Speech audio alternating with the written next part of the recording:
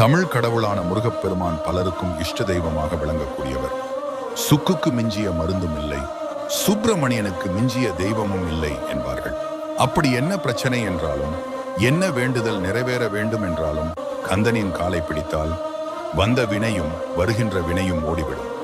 வேலை, திருமணம், குழந்தை பேறு, கடன், பண கஷ்டம், மனை மற்றும் வீடு தொடர்பான பிரச்சனை, நியாய்கள், காரிய வெற்றி என எதை வேண்டினாலும் விரதம் இருந்து வழிபட்டாலும் சகல நலன்களையும் தரக்கூடியவர் முருகப்பெருமான். இவரை யார் வேண்டுமானாலும் வழிபடலாம்.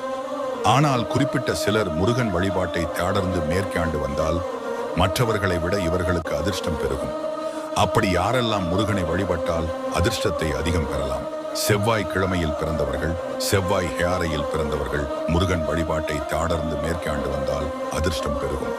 செவ்வாயின் நட்சத்திரங்களாக சொல்லப்படும் சித்திரை, மிருக சீரிஷம், தவிட்டுமாக